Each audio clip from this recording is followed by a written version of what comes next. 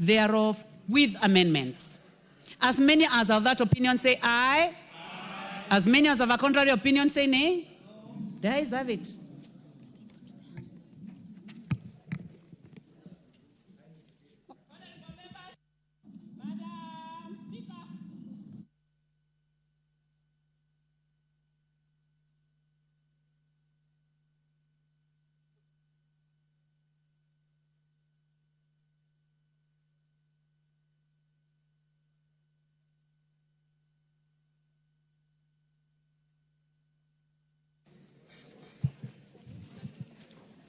Madam Chairperson, you may move.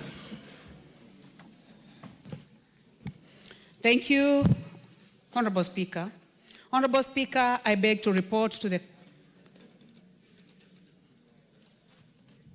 Honorable Speaker, I beg to report that the Committee of the Whole House has considered the Supplementary Appropriation Number 2 Bill, National Assembly Bill Number 26 of 2025, and approved the same with amendments. Thank you, Speaker. Honorable Chairperson, I beg to move that the committee do report to the House its consideration of the Supplementary Appropriation Bill Number 2, Bill, National Assembly Bill Number 26 of 2025, and its approval thereof with amendments. Seconder. Honorable Speaker, I second. Honorable members, I propose the question, which is that the House do agree with the committee in the said report. Honorable members, I now put the question, which is that the House do agree with the committee in the said report. Will as many as of that opinion say aye? Aye. Will as many as of the contrary opinion say nay? The ayes have it. Mover. Honorable Speaker, I beg to move that the House do agree with the committee in the said report and also request Honorable Dr. Pukosi to second the motion for agreement with the report of the Committee of the House. Honorable Speaker, I second. Honorable members, I now propose the question, which is that the Supplementary Appropriations Number 2 Bill, National Assembly Bill Number 26 of 2025, be now read a third time. Honorable members, I now put the question, which is that the Supplementary Appropriation Number 2 Bill, National Assembly Bill Number 26 of 2025, be now read a third time. Will as many as of that opinion say aye? Aye. Will as many as of the contrary opinion say nay? The ayes have it.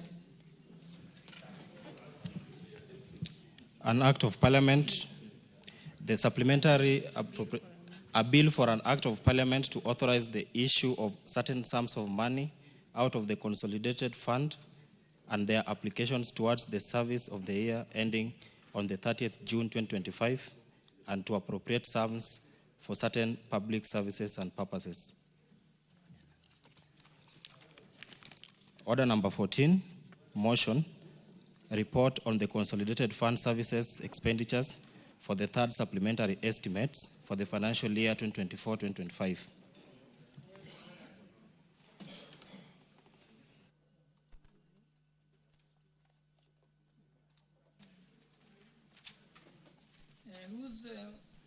Who's moving on behalf of the Chairperson, Public Debt and Privatization Committee? Okay, one moment. What's your point of order? There was a point of order on this side. Yes, Honorable Awundo. Speaker, I was just wondering, with the indulgence, if you could have dispensed of order number 7 on the order paper, because we skipped it in view of the urgency and importance of the Supplementary Appropriation Bill 3. So just wondering, Speaker, with your indulgence, because I'm sure there isn't many questions or requests. Just asking for your indulgence, Honorable Speaker. Okay, now that I've read order number 14 out, allow us to just dispense with order number 14, then we'll rearrange the order paper to accommodate statements and questions. Thank you.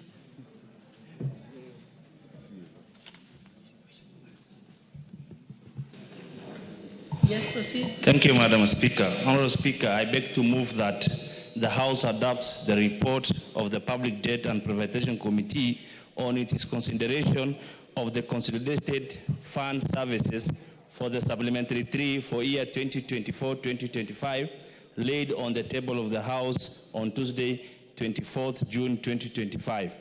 Honourable Speaker, the review of the Consolidated Fund.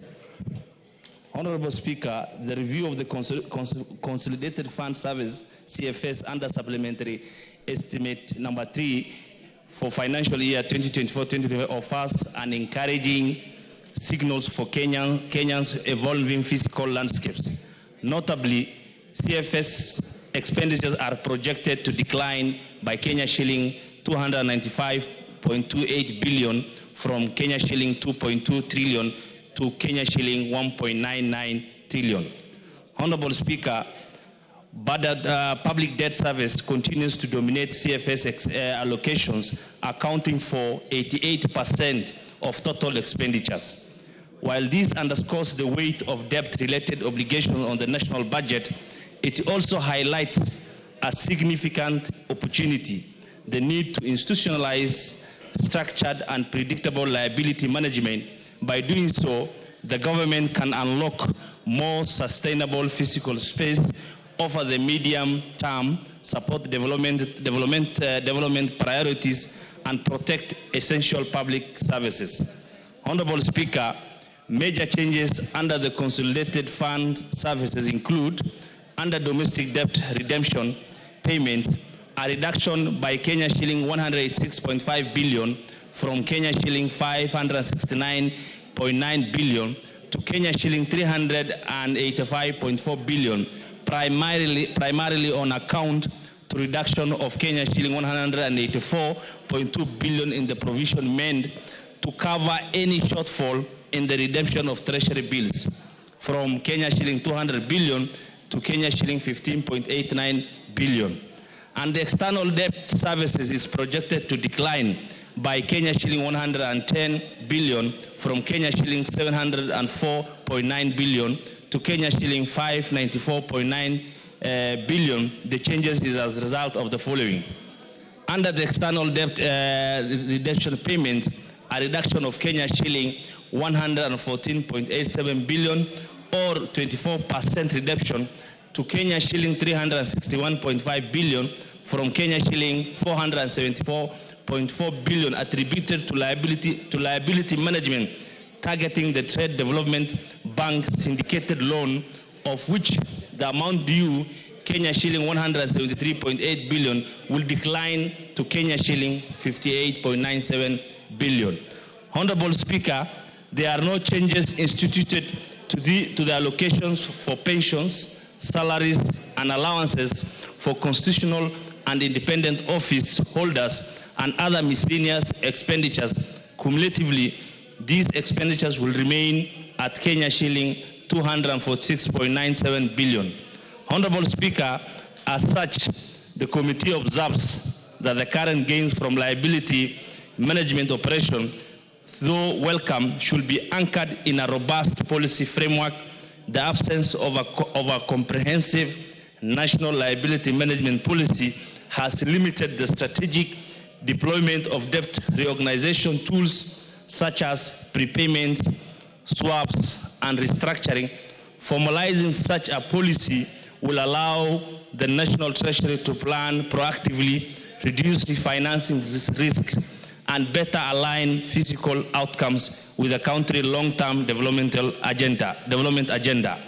In this regard, Honourable Speaker, the committee has recommended the following: National Treasury should, within 60 days of the adoption of this report, develop and publish a comprehensive national liability management policy, and the policy should articulate clear guidelines and measurable targets aimed at reducing the debt service burden and enhance fiscal space. Honourable Speaker, I beg to move and request Honourable Kasalu, MP, to second. Thank you.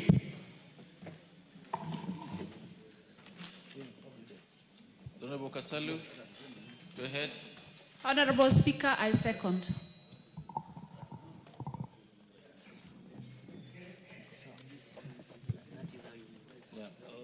No, that's pretty unusual. Hello, members. I propose the question that this House adopts the report of the Public Debt and Preparation Committee on its consideration of the Consolidated Fund Services for the Supplementary Estimates 3 for the financial year 2024-2025, aired on the table of the House on Tuesday, 24th June 2025.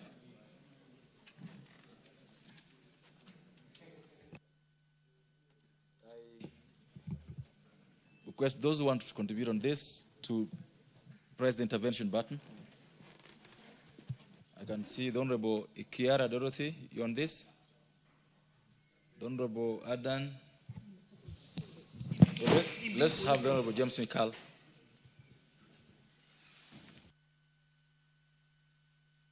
Chair, as I support this, and I'll be very, very brief. Actually, this is a very important motion. We really, for a long time, have not had this. And if you look at it very carefully, it's actually part of the budget, because we are actually going to indicate what debt we are paying, when we are paying them. And what this report has indicated, that in 60 days, we should have that published. So Speaker, mine is just to ask the committee that we really must get that, and that report should come in good time. This one, I think the report came yesterday. Many members have probably not seen it, but that other report which will give us the detail, we would like it to come in good time. Members read it, because if you are not careful how debts are handled, then you will find that debts may be actually paid in a preferential manner. I know we had a committee dealing with this, and probably what we are going to get is from that committee. But let's have that report within 60 days given to the House in good time, so that we actually look at it and see how we handle our debts and the details therein. Thank you, Mr. Speaker. The member for Funyula. Speaker, sometimes it's difficult to manage to deal with this matter. Just a few days ago, Honorable Speaker, when we were actually doing the budget, similar recommendations were made that within 60 days, even when we were doing the first supplementary budget, the same story within 60 days. I don't know, Speaker, one day you'll have to guide us. When the 60 days start and end, it's because it's becoming a boring song. Honorable Speaker, regardless to say, again, the report is not very clear on exactly what is happening, and that's why you find even the honorable member who was asked to second had nothing useful to add other than this to say to second. But again, a fundamental issue, Honorable Speaker, the timing of these supplementary bills, whether it's under Article 223 or whichever Article 114, is indeed a very suspicious timing. I know it is important the accountants will tell you to clean up the books at the end of the financial year, but there are always restatements that can happen after the financial year. Just fundamentally, if, Honorable Speaker, you are appropriated 1 billion now, how do you absorb that 1 billion from now to Monday? How? I mean, there's something wrong somewhere, Honorable Speaker, which I really don't understand. If it was a recurrent expenditure, we can argue that there is, for example, on the Consolidated Fund, there's a loan that we had forgotten to repay that is due on Friday. That somebody would understand. And then how a treasury can forget the maturity of a loan, again, that's very baffling. So again, about the recurrent expenditure for salaries for constitutional office holders, everybody would have imagined their salaries are fixed. Their allowances and remuneration are fixed. So again, the issue of supplementary and the CFS sounds, probably I might not be an expert in that matter, and probably if you give Dr. Makalu Mulu a chance to speak on this, he can educate us, the uneducated. Otherwise, I really have nothing useful to say or add, only just be left in wonderland. How can a CFS have a supplementary budget at the tail end. Thank you, Honorable Speaker. The Honorable Makali Mulu, Chair Finance, wait for a minute. Just here, Honorable Makali Mulu. Thank you so much, Honorable Speaker. Honorable Speaker, I can just explain some of which can happen to have a supplementary for the CFS expenditures. Honorable members, you know very well that most of our external debt is in foreign currency in terms of denomination. Majority of it is in dollars, then the other is in euros. So one of the reasons why you could be having a supplementary is basically if there's a change in terms of exchange rate, that can trigger more resources for repayment, because once the rate changes, then automatically you'll have more than you budgeted for. The other situation is where in the process of tabulating the loans which are due, then you miss one which will be due within the year. If it happens that it has to be paid, then automatically, then you need to factor in that amount. And actually for me, CFS is easiest to have a supplementary, because once you pass the amount of paying, the earlier issues we were discussing, some of them will need procurement and you might have no time. So there's a way you can have that. But Honorable Chair, what I wanted to see in terms of this report, and I think the challenge we're having with the CFS expenditures is the issue of the budget deficit. You know, any financial year, we do fix the budget deficit every financial year. For example, we have now agreed is 4.5% of the GDP this financial year, 2025, 2026, Honorable Speaker. But you realize even when the minister came to read the summary of the budget here, 4.5% of our total budget was coming to 876 billion. When Honorable Mbandi, the CS minister, was giving the amount he's going to borrow, he said 920, and difference of 47 billion. So the report you approved here, which was from this committee, Public Debt and Privatization, was coming to 876. Now, the report read by the minister was 920 billion. So the question is, at the end of the day then, when you have a moving budget deficit, it becomes very difficult to have a budget which can be predicted. So we have a budget which is always a moving target. And I think this is something as a House we need to be firm on. So that once we agree, Honorable Speaker, that this is the amount going to be borrowed by the government this financial year, we don't have these figures changing midway, and then we keep on getting what we are getting today, that things are changing. But all said and done, Honorable members, CFS expenditures are the highest expenditure item in our budget, because now we are about almost 2 trillion. And if you look at that, it leaves minimal fiscal space for another activity. So I think as a House, generally, we need to start thinking hard about what do we do with these CFS expenditures. And out of the CFS expenditure, the highest expenditure item is payment debt, public debt, in terms of interest repayment and the normal payment of the principal. So this is a matter we must take seriously so that we start helping the country move towards sorting out this matter. On the issue of timing, and I think that's the issue which was Honorable Oundo was raising. I think, Honorable Speaker, I've been listening since morning, and I listened to you, Honorable Speaker, when you made a contribution on the earlier motion. And one of the things we need to do as a House, Honorable Speaker, we should have no apologies to say that Treasury, they are not doing their work well.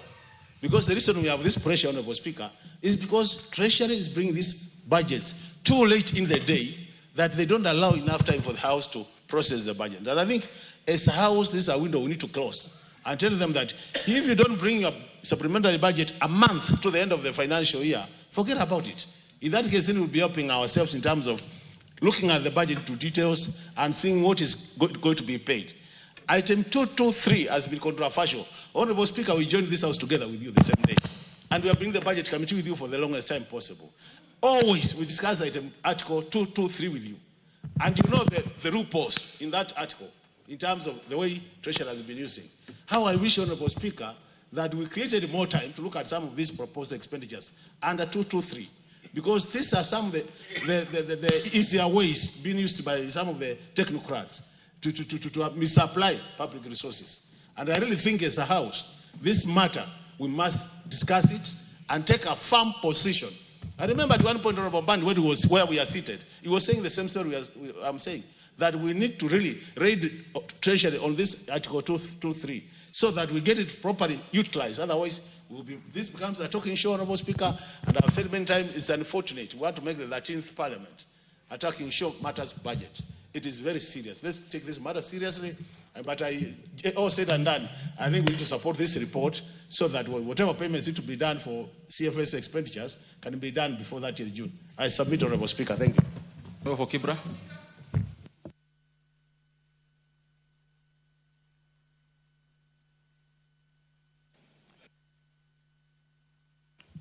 Thank you, Honorable Speaker. I rise to also join my colleagues. The public debt has been a problem in this country for a long time. And I believe we need to itemize these debts. When it is brought to the House for discussion, we need to know what debts we are paying. Otherwise, we could be paying air for the longest period in this country. Every year, these debts increase. It's about over 9-10 trillion, the public debt. When the CS was here last time, he promised that he has constituted a committee that is going to deal with the kind of debts that he inherited in his docket. We are keeping our fingers crossed that he is going to live by his words, that these 60 days that always appear to come out from all the CSs that we have had will be a thing of the past.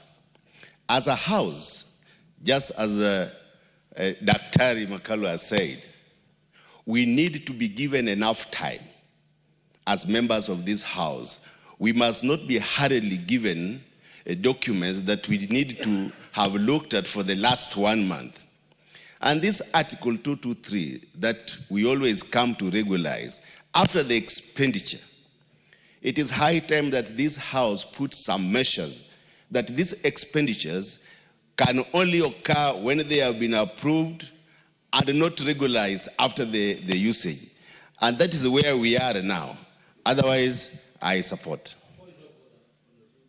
South.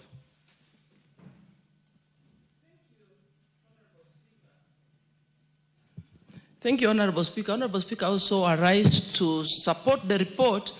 But as we support the report, Honorable Speaker, I want to make some observations. That as a house or as a country, I think we can do better than this. We are having too many supplementary budgets, and as we know that supplementary budgets should just be for essential adjustments to address unexpected expenditure. But when we look at what we have just prosecuted, some of the expenditures we are adjusting were known, were not unexpected. Reductions in energy CDF, for example, that is something that should not have happened, and in GAF. Shortages, money is reduced from the various MDS, like education, capitation, university funding. These are known expenditures that should have been provided for, that we should not be adjusting under supplementary. So, Honorable Speaker, even when you look at reductions on capital expenditure due to inability to collect, we should just make sure that MDS are being realistic in their projections and making realistic projections to avoid unnecessary adjustments. Because this is affecting negatively on implementation, on MDS. There's no certainty. We cannot keep on doing so many supplementary budgets. I think going forward, we should learn from this one and improve so that we can be able to give Kenyans services so that certain functions already budgeted for are not affected. Case in point, Honorable Speaker, we know that many constituencies across the country did not even get their electricity allocations because of the various adjustments in the last financial year. But we understand that one was because of the collapse of the finance bill, which had provided for funding. And Honorable Speaker, at this point, I even want to request that those constituencies that did not get allocation for funding for electricity last mile should be considered as an affirmative action. And that is why I was saying, had we gotten the opportunity as committees to scrutinize, these are some of the allocations that we would have insisted that are factored in Supplementary 3. Thank you, Honorable Speaker. Thank you, Chairman, Finance Committee. Thank you, Honorable Speaker. One is to commend the committee on the good report and to agree with them on one of the recommendations that we made. Honorable Speaker, you will notice that the stock of debt, and specifically for this Trade Development Bank syndicated loan, it is reducing from 173.8 billion shillings to 58.97 billion, which is a reduction of 114.87 billion. That would mean, Honorable Speaker, that there is a creation of an additional fiscal space of 114 billion shillings. What we need to see is that to have a policy that this particular fiscal space that is created by this reduction of this stock of debt, Honorable Speaker, is reflected on development expenditures, Honorable Speaker, so that this physical space created does not go again either to fund repayment of other debts or to go and fund recurrent expenditures. So my urge is that the committee should really make sure that Treasury now comes up with a policy to make sure that each fiscal space created, like this now created in this particular report of 114 billion shillings, is reflected on the development side, Honorable Speaker. Secondly, on the matter that we were discussing here on the budget and on NGCDF, Honorable Speaker, I have noticed that the last two budgets, both Supplementary 2 and Supplementary 3, have deliberately not provided resources for NGCDF allocation. And therefore, the onus have been left on this House now to try to get to fill that gap. In this Supplementary 3, it was 12 billion shillings. In Supplementary 2, it was, I think, 24 billion shillings. So what does this mean? That, Honorable Speaker, instead of now the departmental committees or even the budget committee trying to scrutinize the whole budget to ensure that the allocations are on priority projects, Honorable Speaker, then the work of the budget committee or the departmental committees now comes. Last time it was done by liaison committee, this time by budget committee, is now to try to fill that gap of 12 billion shillings. And now the risk is that now we fail to apply our minds on oversighting the rest of the budget. So I think we need to stand a very good communication and ensure that by the time these estimates are tabled in the House, funds that are ring-fenced either through the Constitution or through an Act of Parliament are sufficiently provided for, so that it is not now the work of the Budget Committee to try and find whether resources to loop that hole. Because again, we seem now to now only concentrate on that particular area at the expense of really oversighting and making sure that the budget is actually really appropriated according to priority areas of this country, Honorable Speaker, and fairly and transparently. With that, I beg to accept with the report and support. Thank you, Honorable Speaker. Thank you. There being no further interest on this matter, I would like to request the mover to reply. Just the mover, 1 minute. The Honorable Ndikiri had said if you wanted to work on this, you put intervention. You didn't put it. The Honorable Ndikiri, you got 3 minutes. Have a say on this. Thank you, Mr. Speaker. You know, I see the report from the committee is they are urging this out to consider, or the government to consider, having a national liability management policy. I think this is very key because the national liability management policy will address the usage, the costs, the sustainability of the debts that we have. But more so, it's very important that that policy is going to address up to the limit at which these debts are going to be borrowed at. Mr. Speaker, the problem that we're having now is because of lack of this policy that sets the guidelines. I remember when we passed the tax policy in this country, things started shaping up, in terms of how the tax management will be handled in this country.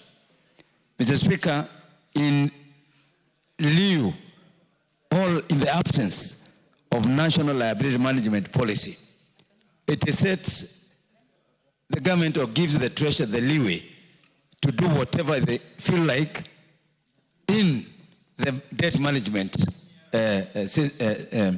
activities. It's my feeling, therefore, Mr. Speaker, that this policy is put in place immediately because it is going to set the guidelines, it is going to set the measures which aim is to reduce the debt servicing. Mr. Speaker, we are having a serious problem. How money is being used, how the debts are being used. Right now, we don't know the costs of various debts. Mr. Speaker, we need to know, do we go for long-term debt, and what do we do? Do we go for short-term debt, and what do we do? Because in the absence of this, without a policy, that's why you are seeing some monies are not being taken care of, some budgets are not being taken of seriously, some issues are being left out. So I agree that with the committee report that there is a need to have a national liability management policy because it clearly will give the guidelines on how we are going to manage the debts of this republic. I thank you, Mr. Speaker. Thank you. Move on now. Honourable Speaker, I thank the members for their support and comments, and I fully concur with the comments of Honourable Makali Mkulu, especially on the exchange rate, and all other members who have contributed to this motion. The committee will continue to work hard to ensure that this House is well informed on the changes on the Consolidated Fund services and sustainability of these mandatory expenditures that affect other critical budget expenditures. I also thank Honorable Irene Kasalu for her support in moving this motion. With that, Honorable Speaker, I beg to reply. Thank you. Members, I now put the question that this House adopts the report of the Public Debt and Appropriation Committee on the consideration of the Consolidated Fund Services for Supplementary Estimates 3 for financial year 24-25, laid on the table of the House on Tuesday, 24th June 2025. Will as men of that opinion say aye? Will as men of the opinion say nay? Ayes have it. Members, if you remember, we had reorganized order paper to cover the orders we just finalized. I therefore wish we go back to order number 7.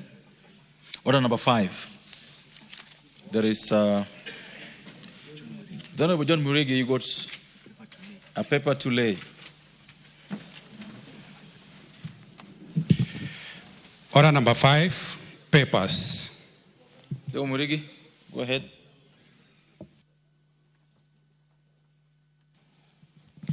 Thank you, Speaker. Honorable Speaker, I beg to lay the following papers on the table of the House today, Wednesday, 25 June 2025. A report of the CPA Kenya delegation to the 67th Commonwealth Parliamentary Conference held in Sydney, Australia, from 3rd to 8th November 2024. Thank you. Accordingly, proceed to lay. Next order. Order number 7, questions and statements. Members, the Honorable Kajuang, you have got a question. The Honorable Wundo, you're the first question on the order paper.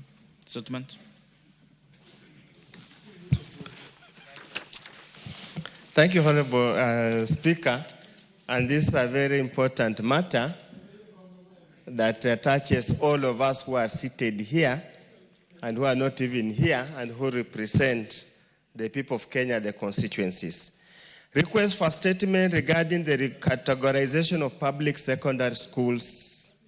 Honorable Speaker, pursuant to the provision of Standing Order 44.2c, I rise to request for statement from the chairperson of the Departmental Committee on Education regarding the recent recategorization of public secondary schools. Honorable Speaker, the Ministry of Education has recently issued guidelines on the recategorization of secondary schools in preparation for the transitioning of grade 9 pupils to grade 10 in 2026. Although these guidelines are yet to be officially published on the Ministry website, a document containing the categorization of public secondary schools into classes of C1, C2, C3, C4, and C5 is already circulating on the various online platforms and social media. Strikingly, only 2 schools in the entire Busia County have been classified in as Cluster 1 national schools, which are Butula Boys High School and Kolanya Girls High School.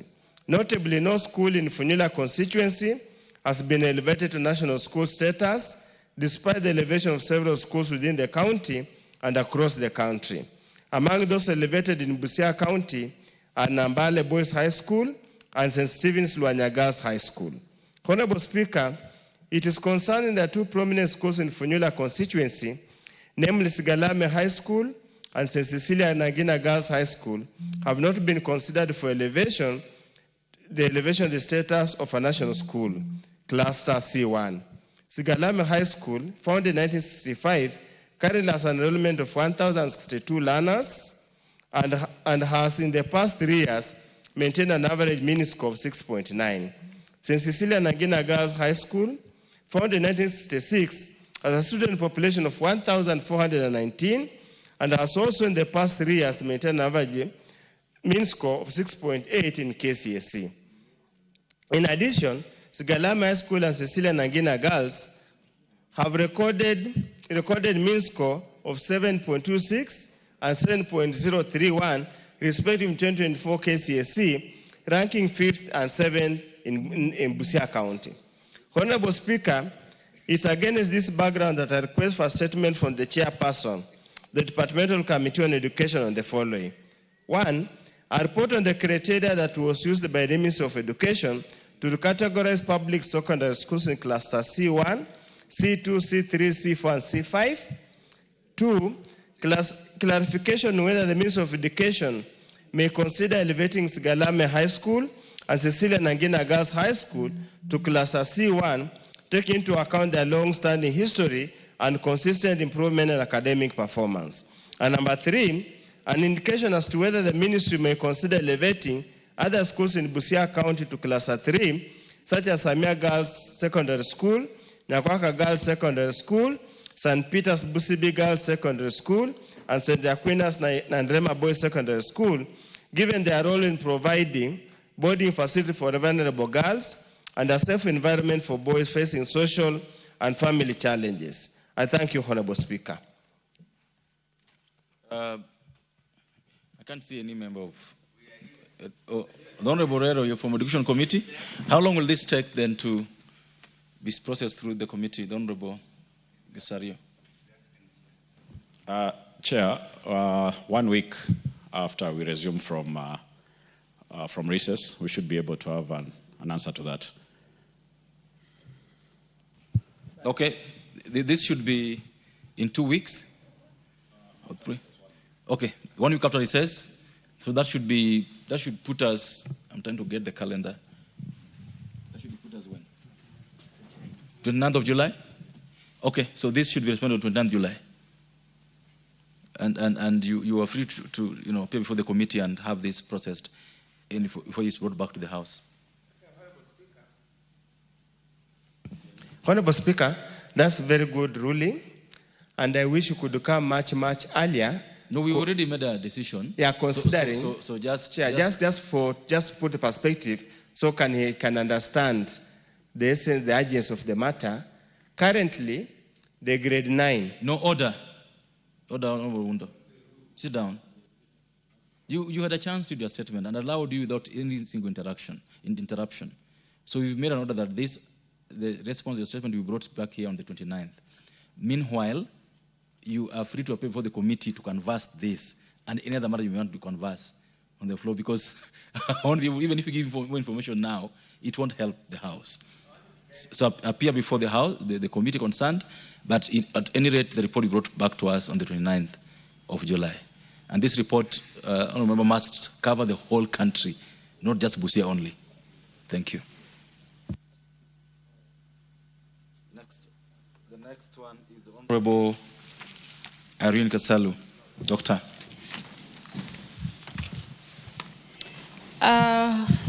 Honourable Speaker, pursuant to the provisions of Standing Order 44-2C, I wish to request for a statement from the chairperson of the Departmental Committee on Health regarding unlawful detention of the body of Mrs. Priscilla Nyokabi Gaku by the Kenyatta National Hospital mortuary. Honourable Speaker, the late Ms. Priscilla Nyokabi Gaku was admitted to Kenyatta National Hospital Private Wing on 2nd April 2024 under inpatient number IPOO 75640. Ms. Gaku was treated in hospital for 43 days, but unfortunately lost her life on 30th May 2024, leaving an outstanding bill of Kenya shillings 1,155,486, of which the family was only able to raise Kenya shillings 234,000. As a result, the hospital unlawfully detained the body of the deceased and demanded that the family offsets the pending bill. The continued detention of Ms. Gaku's body by the hospital has subjected the family of the deceased to inhumane torture.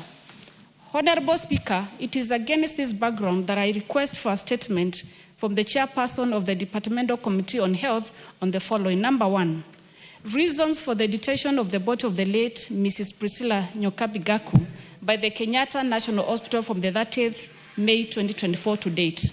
Number two, steps being taken to ensure that the family of the deceased is able to collect and bury their loved one without any further delay. And number three, measures being taken to curb detention of patients and bodies by hospitals due to pending bills, which continue to accumulate during the period of such detention. I thank you, Honourable Speaker. Thank you, the Honourable Chair, Health.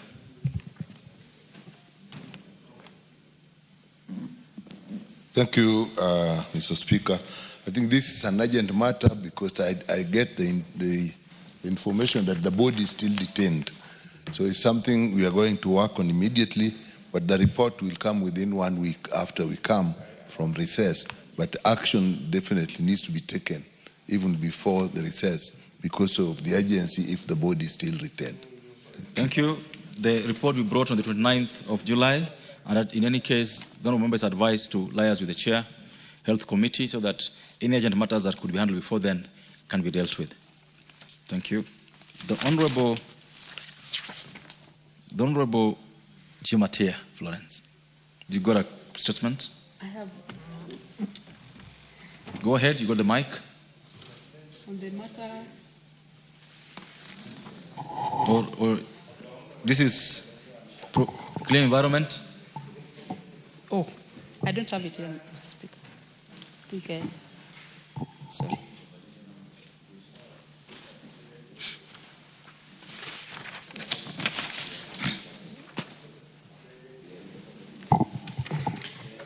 Mr. Speaker, first one to the provision of Standing Orders 44-2C, I wish to request for a statement from the chairperson of the Select Committee on implementation regarding the status of implementation of resolution of National Assembly regarding initiative to promote clean environment.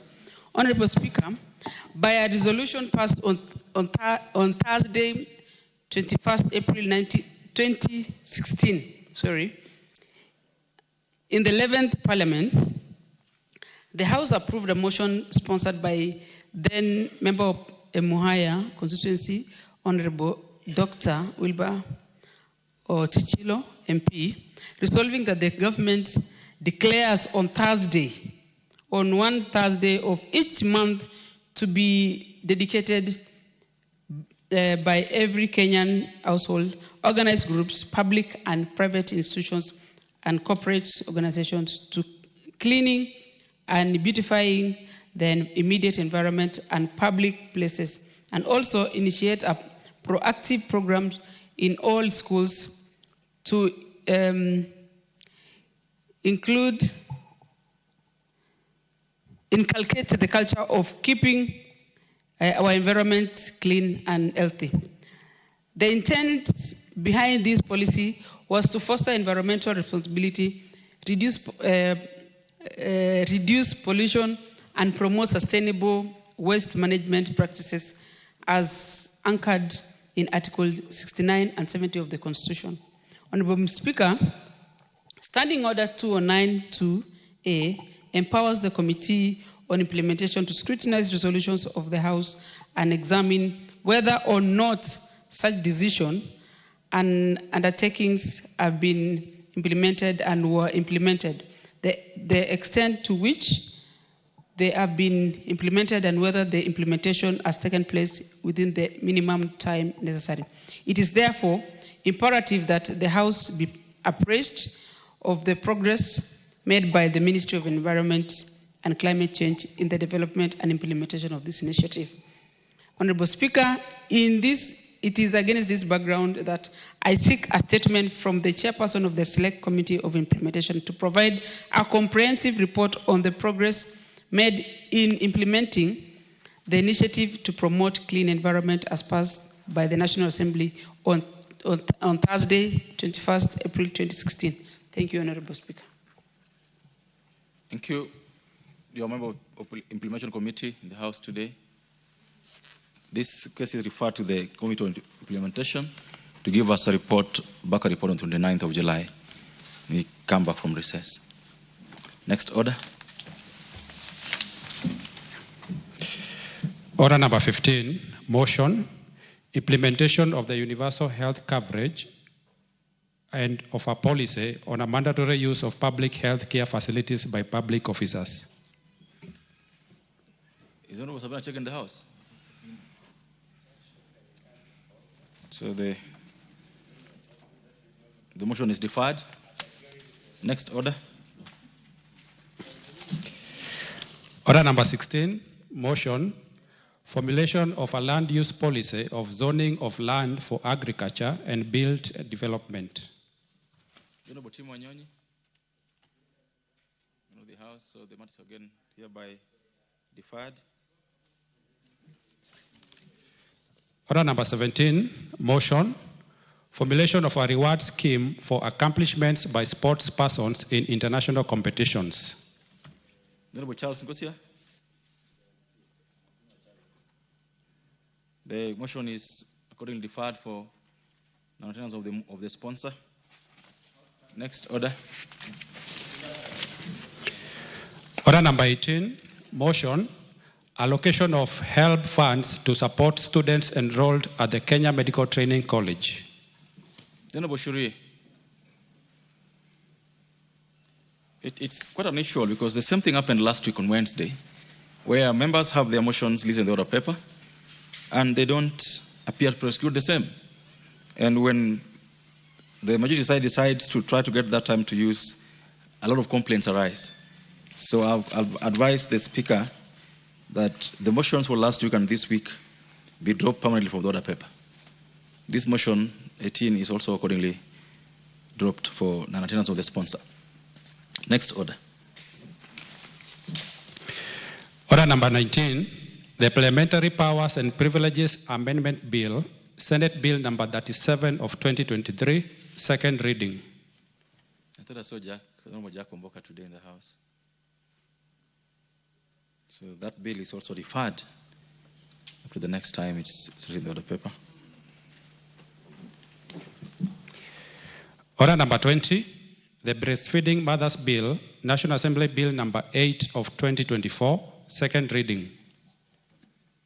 Yeah, this will also be deferred, and this is the second time we'll be deferring it for non-attendance of the sponsor. The House should note the same. Next order. Order number 21, the County Government's Amendment Bill, Senate Bill number 25 of 2023, second reading. So members, this bill was also deferred last week for further consultations. And it will be dropped, and the Speaker and the House will deal it accordingly. Next order. Order number 22, the Salaries and Remuneration Commission Amendment Bill, National Assembly Bill number 21 of 2024, second reading. I can't see the Honorable Dean Barasa in the House, and the bill is also hereby deferred for the attendance of the sponsor of the same.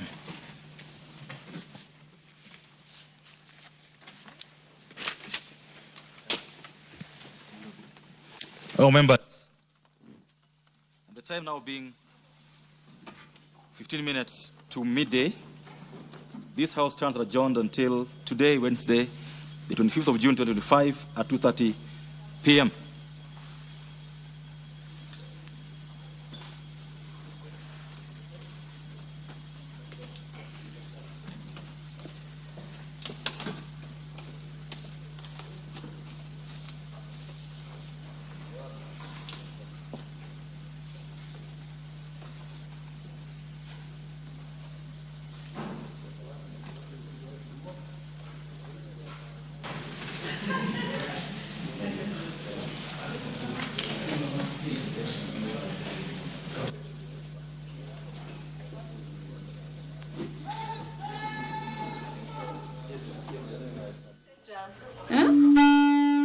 Kwani angali. Sasa, nyinyi ndio mtanipeleka kwenda lunch.